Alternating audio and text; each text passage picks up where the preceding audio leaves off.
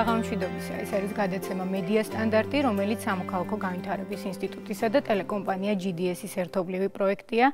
მე გახლავართ ჟურნალისტი თამარ უხაძე და დღეს ჩვენ გვაქვს უკვე მე-6 დისკუსია, რომელშიც განვიხილავთ სერიალ ნიუსრუმის მე-7 სერიას.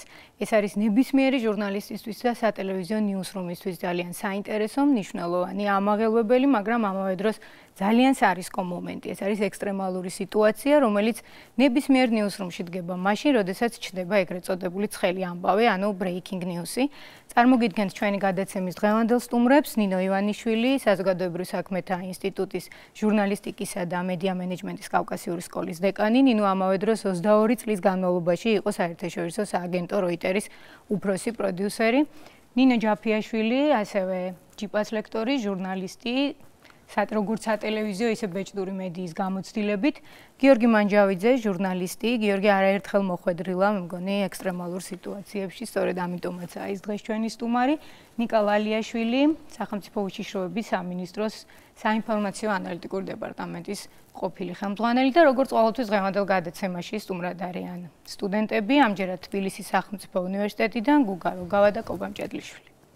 რა არის breaking news-ი და რითი განსხვავდება ის ჩვეულებრივი ახალი ამბისგან?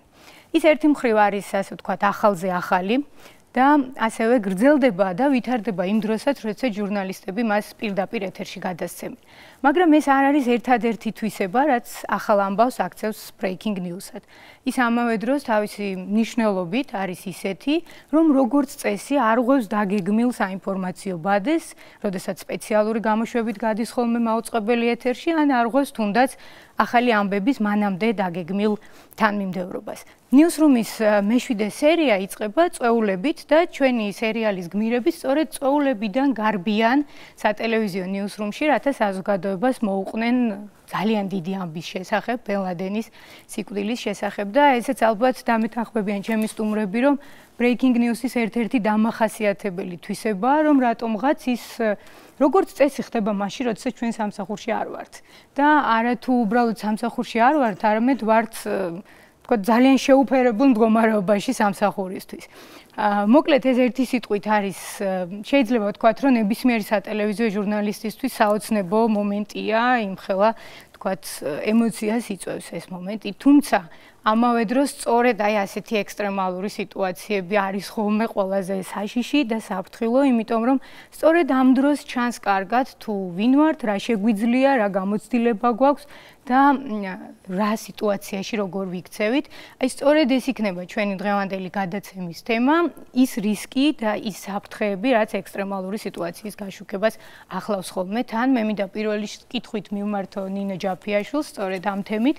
რა არის ნინო ის რისკი, რაც ექსტრემალურ სიტუაციაში აი პირველად მოდის წინ, რადგან ამ დროს ალბათ ძალიან ბევრი ფაქტორი მოქმედებს ჟურნალისტებს და პროდიუსერსებს. აი შენას გავაგრძელებ, ხო, breaking news-ი პირდაპირ ესე როგორც ცხელი ამბავი ვერ გადავთარგმნით, ასე დავუკარგავთ, ხო? breaking news-ი არის ამბავი, რომელიც არის ძალიან მასშტაბური, ძალიან მნიშვნელოვანი, მოულოდნელი, დაუგეგმავი, ახალი და რაც მთავარია ვითარდება. ყველაზე გრძელდება. ეხლა ხდება და არ ახარ მზად ამისთვის, ხო? და დაუბრუნდები სხვა რაღაცას. პრინციპში სულ თავი და ბოლო ყველაფერსო თავი დავანებოთ, რაღაცა 4 რაღაც მთავარ პრინციპზე დგას ხოლმე ეს ჟურნალისტიკა, რა ეძებო სიმართლე და გადასცე, ანუ ვერიფიკაცია არ მოატყუო მაყურებელი და სიზუსტე დაიცვა, იყო შეინარჩუნო დამოუკიდებლობა, იყო ძალიან ტრანსპარენტული და არ მიაყენო ზიანი ადამიანებს. ეს რაღაც 4 მთავარი რამეა, რაზეც დგას ხოლმე. ხო და breaking news-ის დროს ყველა ამ ძალიან მნიშვნელოვან რამეს ემუქრება საფრთხე. აი ეგ არის მთელი ფილოსოფია, ესე ზოგადად რო ვილაპარაკოთ და არ განვიხილოთ რაღაც კონკრეტული რაღაცები, სიამთეში აი ამაში არის მთელი ფილოსოფია და მთელი ეს სიწყნარე, რომელიც არის ხოლმე newsroom-ში და თლაც სიწყნარეს ვერ დავარქმევთ, მაგრამ შედარებით სიმშვიდე არის მზადება ესეთი მომენტებისთვის მართლა რა, რამდენად შენ ხარ მზად ამისთვის, რომ აი როცა დრო არა გაქვს, როცა არ იცი მოვლენები როგორ განვითარდება, როცა არ იცი რამდენ ადამიანს ჩაიცრევს ეს მოვლენები, იყო აკურატული დაზუსტებული ინფორმაცია გადასცე, შეინარჩუნო დამოუკიდებლობა და არ მიაყენო ზიანი. აი ეს არის ხოლმე ძირითადად გამოწვევა. შესაძლებელია კი ამ რისკების მინიმუმამდე დაყვანა, აი როდესაც ასე სწრაფ რეჟიმში გიწევს გადაწყვეტილებების მიღება. შეიძლება რომ ჩვენი სწრაფი გადაწყვეტილებები დავაზღვიოთ რაღაცით. იცით ძალიან ძნელია იმის თქმა, რომ ჩვენ შეგვიძლია რამე მინიმუმამდე დავიყვანოთ, მაგრამ რაღაც ეტაპამდე თავი დავიზღვიოთ ნამდვილად შესაძლებელია. ყოველ შემთხვევაში ჩემი გამოცდილებიდან საერთაშორისო სააგენტოში მუშაობის შემიძლია ვთქვა, რომ ყველა breaking news, რასაც ჩვენ ვეძახებთ, ვამბობთ, რომ აი ესე არსაიდან არ წარმოიშვება. იმისთვის, რომ breaking news-ი ჩვენ კარგად გავაშუქოთ, პრინციპში მისი 70% წინასწარ გვაქვს დათვლილი და გაანგარიშებული. წინაპირობები და ეს ნიშნები უნდა დავიცვათ, მაგრამ გარდა ამისა, შეიძლება კარგად უნდა იცოდე რეგიონი, რომელშიც შენ მუშაობ. ეს გარანტია იმისა, რომ შენ გექნება კარგად გაანალიზებული, რა შეიძლება მოხდეს შენს ქვეყანაში, თუნდაც სეისმოლოგია როგორია და როგორი მოქმედებ ასეთ შემთხვევაში, რა მომენტში მოხდება მიწისძვრა შენს ტერიტორიაზე, შენს რეგიონში, შენს ქალაქში, როგორ იქცევა გუნდი, თანამშრომლები იმ დროს თუ ეს მოხდა არასამუშაო პირობებში. ჩვენ ასეთი გამოგვიცდია, დაგვიგეგმია და სხვა სააგენტოებთან შედარებით 8 საათით ადრე გავსულვართ ეთერში. ასევე შეიძლება იცოდე შენი გეოპოლიტიკური სიტუაცია, იცოდე რა პოლიტიკური ვითარებაა შენს ქვეყანაში, რა არის მოსალოდნელი. მაშინ არ იქნება ეს ნამდვილად breaking news-ი. უნდა გყავდეს წყაროები გამზადებული, კონტაქტები და არაერთი შეიძლება ერთმარგი პასუხოს, მეორემ ვერ გიპასუხოს, მესამე დაგემალოს, მეოთხე მაინც დაიჭირო. უნდა გქონდეს კარგი სია ანალიტიკოსების, რომლებაც იმ შემთხვევაში, როდესაც რაღაცა ესე სწრაფად ვითარდება, შეიძლება თქვენზე უკეთესად ახსნან რა ხდება ქვეყანაში. ეს აუცილებელია. ჩვენ ვასწავლეთ ჟურნალისტებს, იყვნენ არა ექსპერტები ყველა საკითხში, არამედ იყვნენ ექსპერტების ძებნის საკითხში. და ეს ერთ-ერთი მნიშვნელოვანი მომენტია ჩვენ ცხოვრებაში. მართლა შემიძლია გითხრათ, რომ breaking news-ების 70% განხილული, დაგეგმილი და მართვადია. გიორგი, ალბათ ჩვენ შორის ყველაზე ხშირად ექსტრემალურ სიტუაციაში მოხვედრილა სწორედ ველზე, ანუ გადაღებისას. და მაინტერესებს რა ის ფიქრობ, რა არის ყველაზე თუ არა ერთ-ერთი ის პრობლემა, რაცაც სატელევიზიო ნიუსრუმი დაგეგმვის დროს უშვებს ხოლმე ჟურნალისტებთან მიმართებაში და საერთოდ რა მნიშვნელობა აქვს ჟურნალისტისთვის, როდესაც ის გადაღებაზეა, თუ როგორ დაგეგმა, რამდენად კარგად ან ცუდად დაგეგმა მისმა საპროდიუსერო ჯგუფმა ეს ნიუსი, ეს შენ რაში გეხმარება და რაში გიშლის ხელს ასე. კი ბატონო, პირველი და მთავარი შეცდომა რაც არის თვითონ იმ პატარა არეულობიდან რაც ხდება იმ მომენტში, როდესაც ასეთი ამბები ხდება ხოლმე, ძირითადად მთავარ შეცდომებს, რასაც უშვებენ ხოლმე საპროდიუსერო ჯგუფები, ეს არის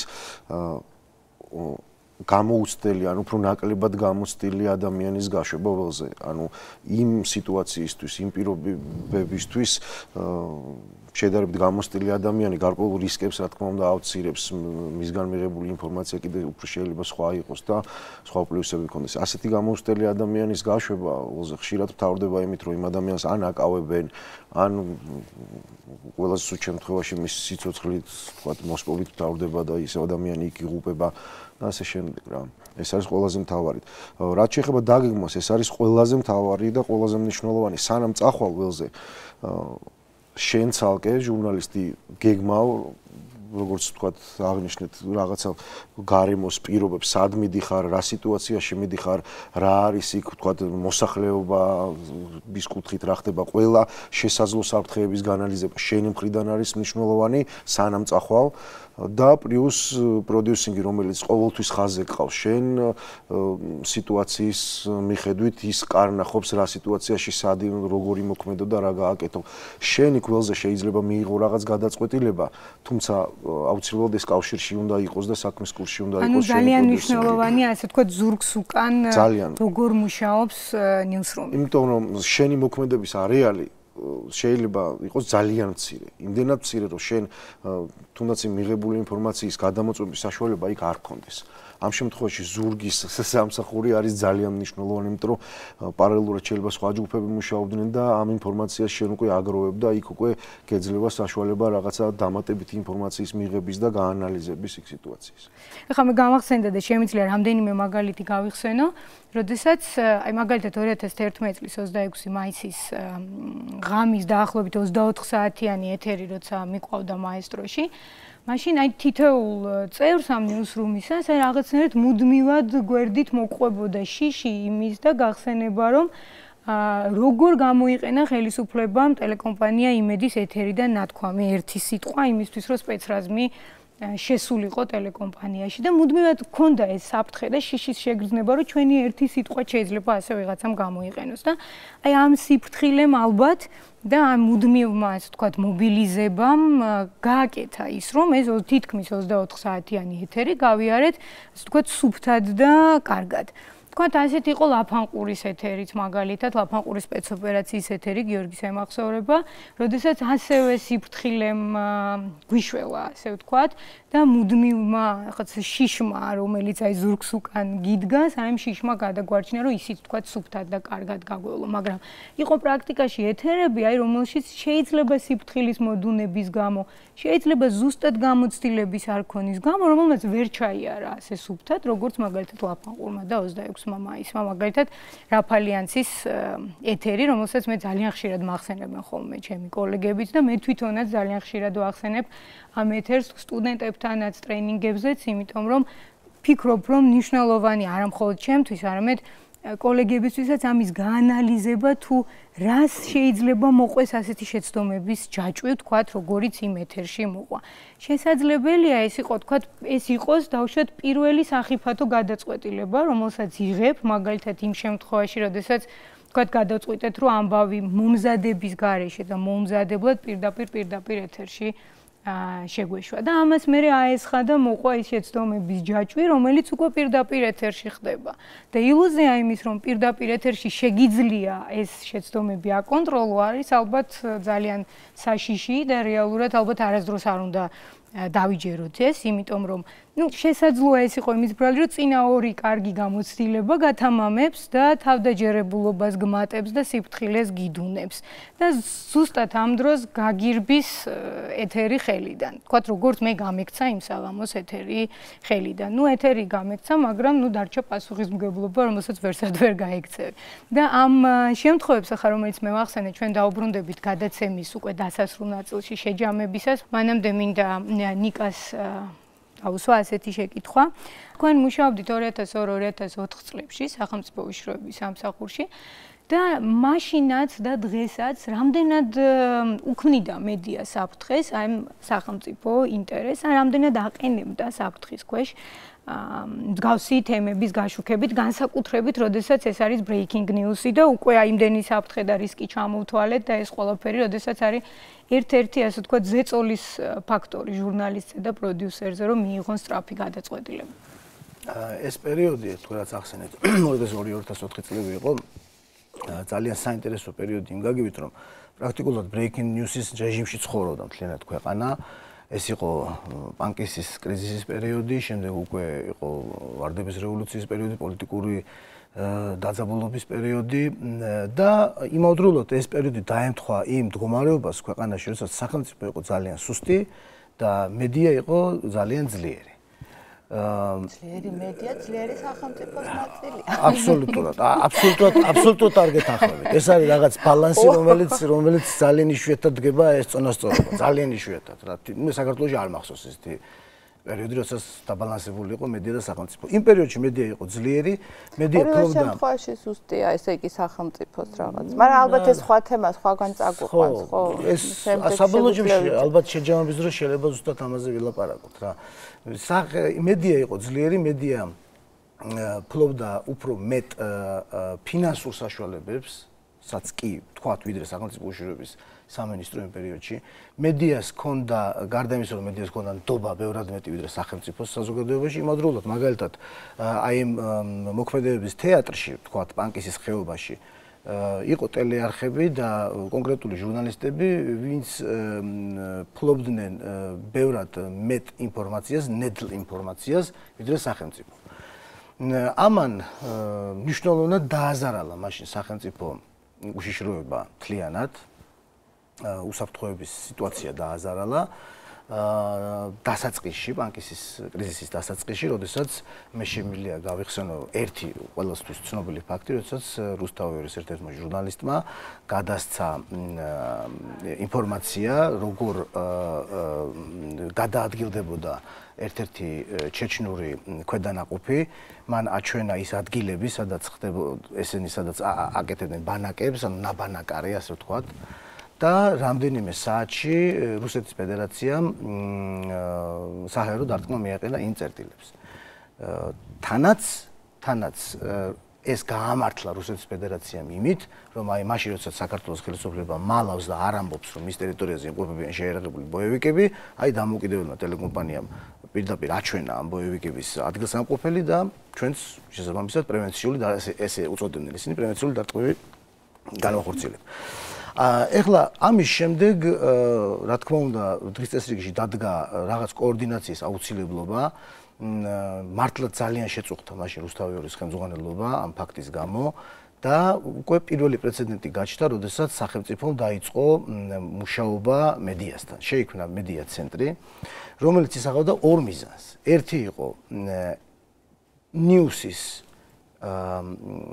მოდი ასე ვთქვათ, მედია ტექსტის დაგეგმა, რაც ნიშნავს დოზირებას და მეორე მიზანი იყო მედია ტექსტის ფორმირება, რაც ნიშნავს კოდირებას. დოზირება ნიშნავს იმას, რომ მიაწოდო მაშინ, როდესაც შენ ჩათვლი საჭიროდ, ან შეაფერხო, ან გაუშვა ინფორმაცია იმ მოცულობით, რაც არის საჭირო და კოდირება ნიშნავს უბრალოდ რაღაც ლექსიკონი შევადგინეთ, არსებითი სახელების, ზედსართავის სახელების და ზმნების, რომელსაც სვავდით მედია ტექსტის ფორმირებას ვახდენდით ეს ჟურნალისტებისთვისაც მისაღები იყო, იმიტომ რომ დაგეჭილი ტექსტი მიდიოდათ მათ და ზუსტად ფუფუნებაა დაგეგმარება რომ ამბობთ. დაგეგმილი მიდიოდა ეს ყველაფერი და უფრო მარტივად ყლაპავდა მედია და შემდეგ მედია ავრცელებდა უფრო მარტივად ყლაპავდა საზოგადოებას. ყველაფერი აწყობილი იყო საინტერესო თემა წამოჭერი, მოდით რეკლამის შემდეგ განვაგრძოთ ამაზე საუბარი, იმიტომ რომ მე ვფიქრობ რომ ჩვენ სტუმრებს ბევრი რეპლიკა ექნებათ ამასთან დაკავშირებით, მათ შორის მეც.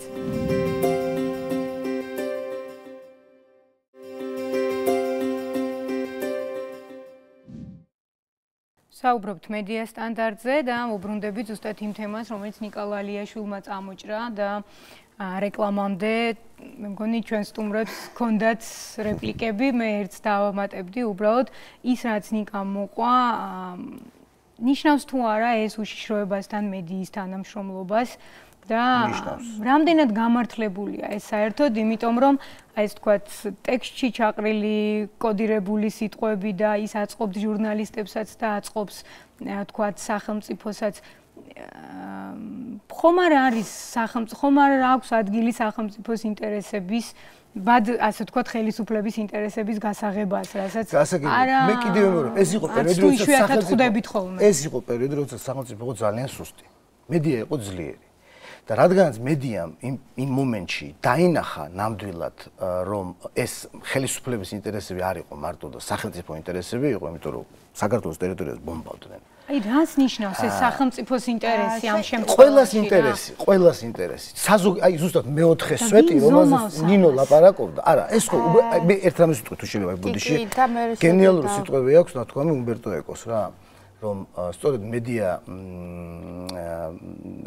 მედიის და სახელმწიფოს ურთიერთობაში გარდა კანონისა ამ ურთიერთობებს არეგულირებს კიდევ ისეთი ფაქტორები, როგორიც არის რაც ყველამ ვიცით თქვა მორალი და ეთიკა და კიდე არის რაღაც ანთროპოლოგიური, კულტურული შინაგანი, ასე ვთქვათ, ჟურნალისტის შინაგანი კონსტიტუცია. ანუ ცენზურა. შიდა თვითცენზურა, შინაგანი ცენზურა. და აი ეს ადამიანები, ჟურნალისტები იმ პერიოდში, რომლებიც ძალიან კრიტიკულად იყვნენ განწყობილი ზოგადად სახელმწიფოს მიმართ, მივიდნენ იმ დასკვნამდე, რომ აი ზუსტად მეოთხე სვეტი, რომელზეც ნინო ლაპარაკობდა, ადამიანისთვის ზიანის მიყენება, ეს იმდენად მნიშვნელოვანი იყო, იმდენად თვალსაჩინო იყო რომ იმის აი ეს იმისთვის რომ მეოთხე სვეტი არ ჩამონგრეულიყო ჯობდა რომ პირველ სამსვეტზე შეზღუდვები თქვენ ხა შეცდომაში შეგყავთ მაყურებელი იმ 4 სვეტზე არა იმ 4 სვეტს შორის იყო დამოუკიდებლობა როგორც ერთ-ერთი ყველაზე ძალიან მნიშვნელოვანი პრინციპი დამოუკიდებლობა ყველაფრისგან, მათ შორის საკუთარი თავისგანაც. თავარი, რასაც მე არ ვეთანხმები და რასაც შეცდომაში შეყავს, მე მგონი ჩემი აზრით, მაყურებელი აქ არის ის, რომ ეს პირველი დეფინიცია რითაც დაიწყო. სახელმწიფო იყო სუსტი და მედია იყო ძლიერი. მედია იყო ძლიერი, სახელმწიფო იყო სუსტი. ეს აბსოლუტურად არალოგიკური კავშირია. ძლიერი სახელმწიფო ნიშნავს ძლიერ უშიშროების სამსახურს და ძლიერ მედიას. სხვადასხვა ფუნქციები აქვს. თუ თქვენ რაიმე პრობლემები გქონდათ, ეს ნიშნავს, რომ უშიშროების სამსახური იყო სუსტი. მაგრამ თუ კი ჟურნალისტების, არა, თუ კი ჟურნალისტების გამოისობით ვინმე დაზარალდა, ეს ნიშნავს, რომ მედიაც არ იყო ძლიერი. ეს ნიშნავს იმას, რომ მედიამ ვერ შეძლო კიდევ ერთი თავისი ამოცანის შესრულება. ეს არის დაზიანდეს ადამიანი. დიახ, ეს კიდე შესაძლებელია მედიის მიერ გადაცემული ინფორმაციის გამო მოხდა ის რაც მოხდა თუ არა. ეგ კიდე სხვა თემა, მაგრამ მე მგონი ეს პრინციპულად არასწორია. ვთქვათ, რომ უშიშროების სამსახური თუ არის ძლიერი, მედია უნდა იყოს სუსტი. ძლიერი უშიშროების სამსახური. ეს იყო პერიოდი, არა, არა. ეხლა თქვენ აბსოლუტურ უტრირებას ახდენთ არასწორად. ჩემი აზრით ეს ის პერიოდი იყო, როდესაც ორივე იყო სუსტი. მედიაც იდგამდა პირველ ნაბიჯებს დგამდა თავისუფლების და სუნთქავდა ესე ვთქვათ დამოუკიდებლობის ჰაერით. იქამდე რა იყო ჩვენი მედია, საბჭოთა კავშირის მედია, რომელსაც სრული პროპაგანდა, რომელიც აქებდა და ადიდებდა სახელმწიფოს, სადაც აყვავდა უფრო ადრე კიდევ სტალინის კულტი, 5 წლიანი გეგმები, ჩვენი კოლმეურნეობები და ასე შემდეგ. გაზეთი ახალი ამბები, რომელსაც მოსახლეობის 90% არ უყურებდა, ალბათ უყურებდა სახელმწიფო ხელმძღვანელობა. და ეს იყო სწორედ ის მსხვერპლის პერიოდი ყველას მენტალიტეტში, როგორც საზოგადოების, ისე სახელმწიფო სტრუქტურების, ისე მედიის მცდელობების, რომ ხალხს გააგებინოს ამბავი და ეს არის მედიის პირდაპირი საქმე და ვალდებულება, გააგებინოს ხალხს რა ხდება მის ქვეყანაში. ცუდია ეს თუ კარგია მიუხედავად აი ამ დეფინიციებისა. ხალხმა უნდა იცოდეს რა ხდება. თქვენ თვითონ თქვენი პირით თქვით, რომ მედია უფრო მეტ ინფორმაციას ფლობდა, იმიტომ რომ მედია კონტაქტობდა იმ მოსახლეობასთან და ეს არის ჩვენი წყარო, თვითმხილველები. ეს წყარო არასოდეს არ გაქრება. თვითმხილველები ყოველთვის იქნება მედიის წყარო. რაც არ უნდა ძლიერი სახელმწიფო იყოს ის. გადავხედოთ თუნდაც რუსეთში ახლა მედიას ძლიერი სახელმწიფოს ვეძახით ჩვენ ახლა რუსეთს, ხო? რა მდგომარეობაშია მისი მედია?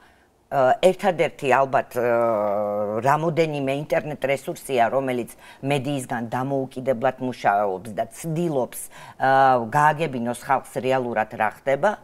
არის ესეთი დოჟზი ალბათ ყველა უყურებთ მეტნაკლებად, მე ძალიან კარგად ვუყურებ. მე ვხედავ ძლიერ სახელმწიფოს, რომელიც დრგუნავს თავის მედიას და რომელიც უბრუნდება იმ საწყისებს, რომლის პროპაგანდას ახლა თქვენ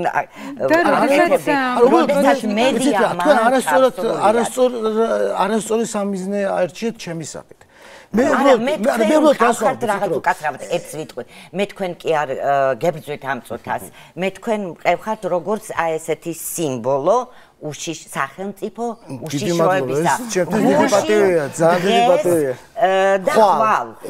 ხო, ანუ მე ამ წუთას პირადად თქვენ არ გებრძვით. ჩვენ ქონია ურთიერთობა იმ პერიოდში. არავის არ ვებრძვი. მე უბრალოდ ვამბობ, რომ ჩვენი დანიშნულება არის სხვა, თქვენი დანიშნულება სხვა. თუ ახალი ამბავი მოვიდა ჩემთან, მე იმას ვიტყვი ყოველთვის. ჩვენი ამოცანაა, რომ ახალი ამბავი თქვენამდე არ მოვიდეს გაკონტროლების გარეშე, თქვენი ამოცანა ეს ახალი ამბავი მოიპოვოთ. ჩვენ ვართ ანტაგონისტური წყვილი. ეს ამას რა თქმა უნდა იყო არის და იქნება. აი ეს გვავიწყდება იქნება ამ ნაწილს შეჯამების დროს დაუბრუნდეთ. გიორგის მინდა გავახსენო რამდენიმე მაგალითი, როდესაც აი ზუსტად ამ ასეთ რაღაცებზე იყო ხოლმე საუბარი.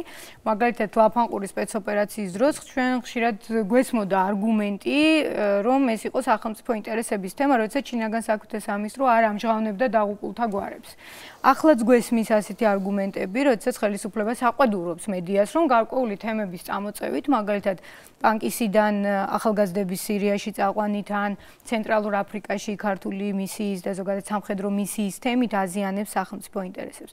თქვენ როგორ ხედავთ, ეს არის ხოლმე მართლაც საფრთხის თავიდან აცილების მცდელობა, თუ აი ის რაზეც ნიკად საუბრობდა, ეს რაღაცა შეთანხმება მედიასთან პირიქით არის ბერკეტი იმის, რომ მედიას დაუმალოს ძალიან მნიშვნელოვანი ინფორმაცია სახელმწიფომ და მეორეც საკუთარ, ასე ვთქვათ, სახელმწიფო ინტერესად მონათლოს ხელისუფლების ინტერესი. ეს სწორედ ეს არის, რომ ლაფანყურის მაგალითს დაუბრუნდეთ. მე რასაც უყურებდი და ჩვენ ჟურნალისტები რასაც უყურებდით, მოხდა სწორედ ეს, სახელმწიფო ინტერესად გასაღდა ხელისუფლების ინტერესი.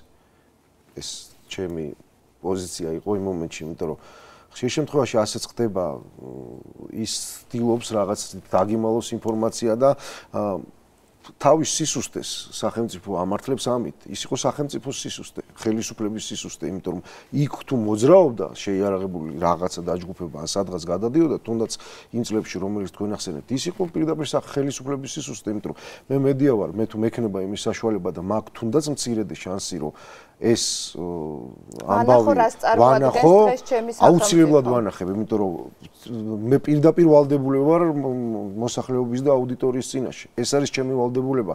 მე თუ კანონს დავარღვევ და რაღაც სისხლის სამართლის დანაშაულს შავიდენ და ისე მოვიპოვებ რაღაც ინფორმაციას, ეს ცალკე საკითხია. მაგრამ რატომაც არა, თუ ამის პატარა შანსიც არის, აუცილებლად ამას გავაკეთებ. მე მინდა სტუდენტებს ვთხოვო პირველი კითხვის დასმა ამ ბლოკში, გულისმენთ. მე მაინტერესებს, ანუ რამდენად შესაძლებელია, რომ ანონიმურმა წყარომ მოპოვებული ნდობა მედია საშუალებისგან გამოიყენოს ბოროტად. ბოროტად გამოყენების მცდელობა, ანუ მიიღო წყარო ანონიმურ წყარო აწვდის მედია საშუალებას ინფორმაციას და ამის შემდეგ ანუ როდესაც წყარო არის ანონიმური? კი ბატონო. ანონიმური წყარო მედია საშუალებისთვის, ანუ ჟურნალისტისთვის ანონიმური წყარო. დიახ, ერთხელ მიაწოდა მართებული ინფორმაცია. აი სერიალში არის ზუსტად ეგ მომენტი, როდესაც დაჭერილი და როდესაც მიაწვდის ერთხელ ინფორმაციას, აღმოჩნდება მართალი და შემდეგ ის უკვე ამის სანდოობა იზრდება. რამდენად შეიძლება რომ ეს სანდოობა გამოიყენოს ბოროტად? ყველა შემთხვევაში თქვენ თუ დააკვირდით, იმ სერიალშიც არის ნაჩვენები, რომ არ ენდობა ის ბოლომდე ამ ადამიანს. არანაირი ანონიმური წყარო, თუნდაც 10-ჯერ მან გითხრას რაღაცა, თუ ის ჩემს წინაშე არ იხსნება, ჩემთვის სანდო არ იქნება. მე ყოველთვის მექნება შიში, რომ ერთხელაც ის გამომიყენებს. ერთი თუნდაც ძალიან სანდო წყაროს ინფორმაციით ეთიკური, არ ვიცი, პროფესიონალური მედია ეთერში ამ ინფორმაციით არ გადის. არათუ ანონიმურით. უბრალოდ შენ შეიძლება ხანდახან შენი წყაროს ანონიმურობა შეინარჩუნო. შენ იცი ვინ არის, შენ გადამოწმებული ხარ, გადამოწმებული გაქვს ენდობი, მაგრამ მას ემუქრება საფრთხე და მის ანონიმურობას ინარჩუნებ არ ამხელმოკლეთ რა, კონფიდენციალობას იცავ, ასე ვთქვა. ანონიმურ წყაროს ყველაზე საშიში სწორედ ეგ არის ანონიმური წყაროს მიერ მოწოდებული ინფორმაციის გადამოწმებლად გამოყენება. სერიაში არის ძალიან საინტერესო მონაკვეთი, როდესაც ესენი ნიუსრუმში კამათობენ, ფიქრობენ, მსჯელობენ, რა შეიძლება იყოს ეს ახალი, დიდი ახალი ამბავი და მიდიან გამორიცხვის მეთოდით. კი, ყველა ხვდება ამას, მაგრამ ანუ მიხვედრა და ასე ვთქვათ, მხოლოდ ეს ვარაუდი არ არის მათთვის საკმარისი და იქ არის ერთ-ერთი მონაკვეთი, როდესაც საინფორმაციო სამსახურის უფროსი ჩარლი სკინერი ცდილობს დაარწმუნოს პროდიუსერი და წამყვანი ვილი, რომ ჯერ არ უნდა გაავრცელონ ინფორმაცია, ანუ ჯერ გულისხმობს, ვიდრე დანამდვილებით ბოლომდე დარწმუნებულები არ იქნებიან მის სინამდვილეში, სიმართლეში და მას აქვს თავისი არგუმენტები, სხვათა შორის საინტერესო და შეიძლება ამაზეც იყოს გარკვეული მოსაზრებები. იქნებ ნახოთ ეს ფრაგმენტი სერიალიდან. დონმა დარეკა პირველი დასტური მივიღეთ. ვისგან? ქრის არკინისგან ცენტრალური სამმართველოდან. რომელი სტამპაშია? მაგ მეორე დასტური გვაქვს. ვისგან? New York Times-ისგან. ხუმრობ? ჰელენ კუპერმა დაწერა რომ ორი წყარო ყავს. მეგი. ცენტრალურიდან ქრის არკინი ყავს და New York Times-იდან ჰელენ კუპერი. გამოვიჭირეთ. წავედით? არა. რას გულისხმობ? ჯერ არ გავაშუქებთ. ორმაგი დასტური გვაქვს. ჯერ ერთი არ გვაქვს. სენტკომში ჰარნიკი ყავს და რეპორტიორი ამბობს, რომ ორი წყარო ყავს. არ ვიცი ვის გულისხმობს. ჰელენ კუპერი სანდო წყაროა. არ ვაშუქებთ. ჩარლი. არაფერი დაშავდება თუ თეთრი სახლიდან დასტურის მიღებას დაველოდებით. ეს უოტერგეიტი არ არის. მტრები არ არიან. არ ვიცით რა ხდება. უცხო საჰაერო სივრცეში სამხედრო ძალები გავგზავნეთ. იქნებ ჯერ არ გამოსულან. იქნებ ადგილზე ვინმე დაშავდა, ტყვედ ჩავარდა და სამაშველო ოპერაცია მიმდინარეობს. იქნებ პაკისტანის წინააღმდეგო მიგვაქვს. მომისმინეთ. 91 წელს თელ-ავივში წყაროს დაუჯერე, რომელიც მეუბნებოდა, რაკეტები სად ეშვებოდა. აღმოჩნდა, რომ ერაყელებმა ეს არ იცოდნენ და სამიზნეების არჩევაში ვეხმარებოდი. იმ ოპერაციის დროს 3 ადამიანი დაიღუპა. 96 კი დაშავდა.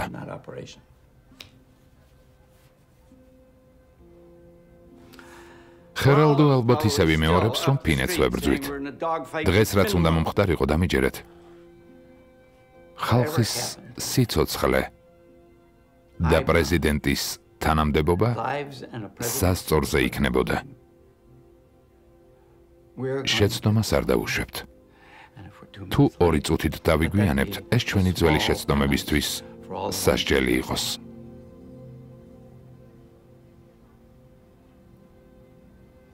შევთანხმდით.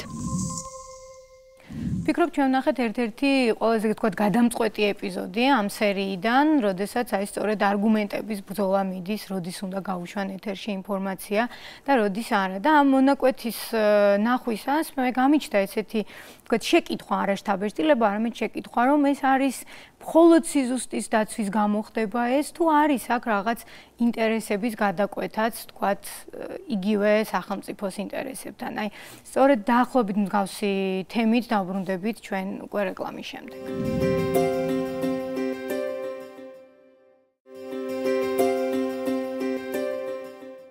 დავბრუნდით და ვსაუბრობთ მედია სტანდარტზე. ჩვენ გვაქვს ახლა ერთი შეკითხვა კობასგან. გისმენთ და ვის ეკუთვნის თქვენი შეკითხვა ამ სტუდიაში? აი თქვენ დაგისვამთ ამ შეკითხვას. არის თუ არა სტანდარტის დარღვევა, როდესაც ნიუს ეტყობა პატრიოტიზმის ელფერი, ანუ როდესაც ჟურნალისტის პატრიოტული გრძნობები აისახება იმ ნიუსის შინაარსში, რომელსაც ის ავრცელებს. ანუ ამ ნიუს ეტყობოდა ამ სერიაში მაგას ესე შთაბეჭდილება დაგარდა. ერთად ნიუსრუმს ეტყობოდა და ამის ელფერი შემდეგ დაკრავდა იმ გამოცხადებული ინფორმაციასაც, რომელიც სერიის დასკვნით ნაწილში. არის თუ არა ეს ეთიკის სტანდარტის დარღვევა? ძალიან მარტივად მე უნდა გითხრათ, რა თქმა უნდა, ეს არის ეთიკის დარღვევა, მაგრამ სინამდვილეში ჩვენ ხო ადამიანები ვართ. და სინამდვილეში გონი ვახსენე კიდევაც ერთ-ერთი პრინციპი, რასაც მართლა ვასწავლით, ესე ვთქვათ, ჟურნალისტებს, რომლებსაც უნდათ იყვნენ ეთიკურები, ხო? ესეც ჟურნალისტის არჩევანია. პრინციპში ჟურნალისტი იმის უფლებაც აქვს, რომ არ იყოს ეთიკური. ან ხარ, ან არა. აქვს, რა თქმა უნდა, აქვს. და დღეს ამ დიგიტალურ ერაში ეს კარგად ჩანს, რომ ეს არის სწორედაც, რომ ძალიან პერსონალური, პრინციპული პოზიცია გადაწყვეტილება და ნება პირველ რიგში. რა თქმა უნდა, თუ რაღაც მედიაში მუშაობ, იმ მედია სტანდარტებს იცავ, გააჩნია რა ორგანიზაციაში მუშაობ და ერთ-ერთი მთავარი მართლაც ეს არის, რომ როგორ იყო ეთიკური და ეს ეთიკა ბევრი რაღაცისგან შედგება და მათ შორის ერთ-ერთი ძალიან მნიშვნელოვანი არის იყო დამოუკიდებელი ყველაფრისგან. და როდესაც ვარჩევთ ხოლმე რა არის ეს დამოუკიდებლობა, კი შეგვიძლია ჩვენ ადამიანებს ვიყოთ დამოუკიდებლები ყველაფრისგან, ხო? ოდესღაც ხოხმას ვაძლევთ, ჩვენი შეხედულებები გვაქვს აბორტზეც, რელიგიაზეც, მოწყობაზეც და ასე შემდეგ, ხო?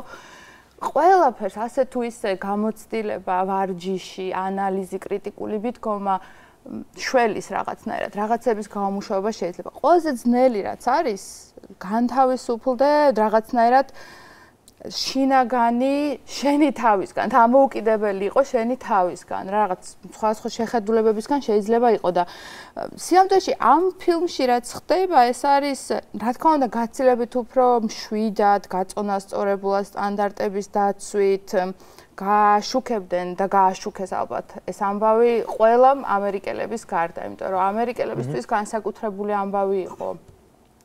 ეძებდნენ ბინ ლადენს წლების განმავლობაში და ძალიან ბევრი უდანაშაულო ადამიანის სიცოცხლის თვის პასუხის სიცოცხლის წართმევისთვის პასუხისმგებელი ადამიანის ძებნა იყო, ხო ეს რაღაცნაირად იყო განცდა ალბათ იმის, რომ აღდგა სამართლიანობა. ანუ საერთო ეროვნული, ასე ვთქვათ, ამბავი. ხო, პერსონალურადაც იმ ფილმშიც ჩანს, რომ იქ იყვნენ ადამიანები, ვინც დააკარგეს ახლობლები, ხო და პერსონალურად ძალიან ძნელი იყო ადამიანებისგან და ესეთი ძალიან რობოტები, ძალიან სწორები ყოფილიყვნენ ამ შემთხვევაში. რა თქმა უნდა, ჯობია, რომ არ აჩვენო ეს ემოციები, მაგრამ არის მომენტები, როდესაც ეს არ გამოდის და ამ შემთხვევაში ეთიკურობა ნიშნავს იყო ტრანსპარენტული. ღია და ახსნა და გამჭვირვალედ თქვა ის რაც არის რა. არ ვიცი რამდენად სწორად გავეცი. იმ წამყვანის ტექსტში სადაც აი ეს პათოსი ისმის ძალიან კაფიოთ არის მოცემული ციფრები მსხვერპლისა, რომელიც უკავშირდებოდა ბინ ლადენს. ანუ იქ იყო დაჭრილთა, დაღუპულთა, ობლად დარჩენილ ბავშვთა ჩამონათვალი და ასე შემდეგ. ანუ ეს იყო დიდი მასშტაბის ტრაგედია, ვთქვათ, ამერიკისთვის. ძალიან რთული იქნებოდა არაემოციურად შეხვედროდა მას ადამიანი, რომელიც ალბათ რაღაც მომენტში პირდაპირ ეთერში აშუქებდა იმ მოვლენასაც, რომლის შემდეგ დაიწყო ბინ ლადენზე ნადირობა. ემოციის დაჭერა მართლა არ არის ძალიან მარტივი. თუკი ძალიან რთულია. მაგრამ აი მაქსიმალურად უნდა ეცადო ემოციის და რაც გინდა ის იყავი. მე მგონი ჩვენ რა დროც დაგვრჩა ამ დროში შევაჯამოთ რაღაცნაირად და შევაჯამოთ ისე რომ აი თითოეულმა თქვენგანმა სწორედ breaking news-ის გაშუქების დროს რა არის მთავარი სტანდარტი. ანუ რას უნდა ვაკეთებდეთ, რას უნდა უყურებდეთ და ამავე დროს არ დაგვავიწყდეს, უნდა შევაჯამოთ ის მაგალითები, რომელიც პირველ ნაწილში გავიხსენე. აი თუნდაც breaking news-იდან გამომდინარე, აი რა იქნებოდა იმ შემთხვევაში ყველაზე სწორი გამოსავალი, ასე ვთქვათ, პროდიუსერისთვის. რომელ შემთხვევაში მაგალითად მრაფალიანსის შემთხვევაში მაგალითად. საერთოდ როდესაც breaking news-ი ხდება, ალბათ ეს არის ის მომენტი, როდესაც ყველაზე პროფესიონალები არის მომენტი, როდესაც ყველაზე პროფესიონალებმა უნდა გადაიბარონ ამ პროცესის მართვა. და ძალიან იზრდება რისკები. ისაც გაზრდილია რისკები შეცდომის დაშვების, ზიანის მიყენების და ამას ემატება ისიც, რომ ყველაფერი დიდი წილი ხდება ხოლმე პირდაპირ ეთერში.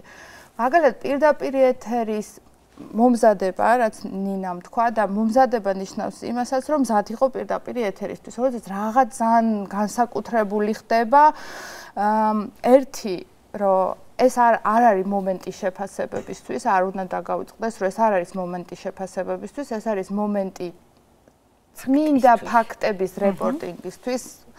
აქ ხდება, ეს ხდება, ასე დაიწყო, ეს ჩანს, აი რაც შეიძლება მინიმალური შეფასებები, ან საერთოდ არ იყოს შეფასებები და იყოს ფაქტების გაშუქება და როდესაც ეთერი პირდაპირ გაგირბის ხელიდან აი მაშინ უნდა გააჩერო. როდის გაგირბის, როდესაც შენს პირდაპირ ეთერში ხვდებიან ადამიანები, რომლებმაც ან არიციან როგორ იმუშაონ პირდაპირ ეთერში ექსტრემალურ სიტუაციაში, ან აქვთ დაბალი პასუხისმგებლობის გრძნობა. ხო, ეს არის ის მომენტი, როდესაც პირდაპირ ეთერში შენ ის მაინც უნდა გააკონტროლო, რომ რაც შეიძლება პასუხისმგებლობით აღჭურვილი პირი, ან არ ვიცი, რესპონდენტი მიიყვანო. ეს არ არის მარჩიელობის, ვერსიების გამოთქმის და დანაშაულების, ბრალდებების დრო. ეს არის წმინდა ფაქტების რეპორტინგის. ამიტომ რაც უფრო კომპეტენტური, პასუხისმგებლობიანი როგორც თანამშრომლები, ასევე რესპონდენტები გეყოლება, ეს ვფიქრობ, რომ არის ერთ-ერთი მნიშვნელოვანი ნაწილი პრევენციის, რომ შეცდომა არ დაუშვას, ზიანი არ მიაყენო, დამოუკიდებელი დარჩა, იმიტომ რომ როგორც გითხარით, ეს არის ძალიან კარგი მომენტი, როდესაც ვიღაცის манипуляციის ხელში შეიძლება აღმოჩნდეს. მით უმეტეს თუ კონტექსტი გიწყობს ხელს, რაც შენ შემთხვევაში იყო თამარ, აფილიაციები გიწყობს რაღაც პოლიტიკური თუ არ აქვს მნიშვნელობა ნებისმიერი ტიპის, მაშინ განსაკუთრებით. ნიკა და შემდეგ ნინო დასასრულს რო თქვა საბოლოო ჯამში როგორ არის სახელმწიფოსა და მედიის საქმე ან უშიშროებისა და მედიის ძალიან მოკლედ შევეცდები გითხრათ. ძალიან მოკლედ. სახელმწიფო და მედია არის მუდმივად მუდმივ შინაგან კონფლიქტში მყოფი ორი, ასე ვთქვათ, ფრთა. დაზავება. უშიშროება. სახელმწიფოს ვიღებ როგორც მანქანას. ხელისუფლებას არ გულისხმობ მარტო. ხელისუფლება, კი ბატონო, ხელისუფლება. თავრობა, ხელისუფლება. ეს არის ორი კონფლიქტური, ასე ვთქვათ, მხარე, ერთ-ერთი იდეალური მოდელი, როგორც ნინო თქვა, ეს არის აბსოლუტურ ბალანსში ერთმანეთთან. მაგრამ ჩვენ ბოლო პერიოდში, ბოლო წლებში ვნახეთ ორივე მოდელი, როდესაც მედია იყო ძლიერი და სახელმწიფო ძალიან სუსტი და ამა პრაქტიკულად მოახდინა სახელმწიფო ინსტიტუტების კოლაფსი და თქვა ძალიან დიდი ცვლილებები მოხდა და ახალი სახელმწიფო შეიქმნა და ამაში მედიას უზარმაზარი როლი ჰქონდა. ანუ განვითარდა, ხო? ეგ სხვა შეიძლება არ განვითარებულიყო, ხო შეიძლება რომ უღმა წასულიყო. ოღონდ სახელმწიფო ინსტიტუტები დაინგრა. და მეორე შემთხვევა, როდესაც უკვე სააკაშვილის პერიოდში, როდესაც იყო ძალიან ძლიერი სახელმწიფო და ძალიან სუსტი მედია, რამაც ასევე ძალიან არასასურველი შედეგები მოგვიტანა და დაგვიტოვა. იდეალური, რა თქმა უნდა, ბალანსი, მაგრამ დაზავება და თანამშრომლობა ორივე მხარეს აზიანებს. ანუ ერთმანეთთან გარიგებაში შესვლა, ერთმანეთისთვის, ასე ვთქვათ, ანგარიშის გაწევა ზედმეტად ეს იგივე რომ მაგალითად სასამართლო პრაქტიკის ენით ვილაპარაკებთ, რომ ბრალდება დაუზავდეს დაცვის მხარეს. ეს შეუძლებელია. ანუ ეს მე ვფიქრობ რომ ეს კონფლიქტი არსებობს, შინაგანი კონფლიქტი და ეს ნორმალურია, მაგრამ ყველაფერი უნდა იყოს მოქცეული კანონის და მორალის, ამ შემთხვევაში ცენზურის კი არა, ეთიკის ფარგლებში. ერთ რამეს დავამატებ, მნიშვნელოვანია მე მგონი ისიც ვთქვათ, ვის წინაშეა პასუხისმგებელი მედია. ხო, უშიშროების სამსახურის, პატრიოტების, სახელმწიფოს, თუ რა, ვის წინაშე ვართ პასუხისმგებელი. ერთადერთი პასუხისმგებლობა და ყველაზე მნიშვნელოვანი პასუხისმგებლობა, რაც აქვს მედიას, ეს არის პასუხისმგებელი საკუთარი აუდიტორის წინაშე. აი, ვის დაკვეთას ასრულებს მედია? არც უშიშროების, არც სახელმწიფოს, არც პოლიტიკოსების, არც სხვა ვიღაც ავტორიტეტების. უბრალოდ მედია ისეთივე ოპონენტია ყველაფრის, როგორც უშიშროების სამსახურის მაგალითად. ყველას ისეთივე ოპონენტია, როგორც უშიშროების სამსახურის. უბრალოდ რატომ არის ხოლმე, რატომ უსვავენ ხას იმას, რომ მედია ოპონირებს ხელისუფლებასთან, იმიტომ რომ ხელისუფლების წარმომადგენლებს, უშიშროების სამსახურებს აქვს ძალაუფლების უფრო მაღალი ბერკეტი ალბათ. ბერკეტებიც და ფლობენ დიდ ძალაუფლებას. და ეს არის მთავარი პრობლემა. ვისაც უფრო მეტი ძალაუფლება აქვს, მით მეტი არის შანსი, რომ ეს ძალაუფლება გამოიყენოს საკუთარი ინტერესების, ან ჯგუფების ინტერესების სასარგებლოდ და ამიტომ ხდება ბუნებრივად ეს მთავარი დაპირისპირება, თორემ მედია არის პასუხისმგებელი მაყურებლების, მკითხველების წინაშე და არავისი ამის გარდა. და ნინოს მინდა უთხრობოს შეჯამება ჩვენ დღევანდელი მთავარი მედია სტანდარტი როგორი გვაქვს breaking news-ის დროს.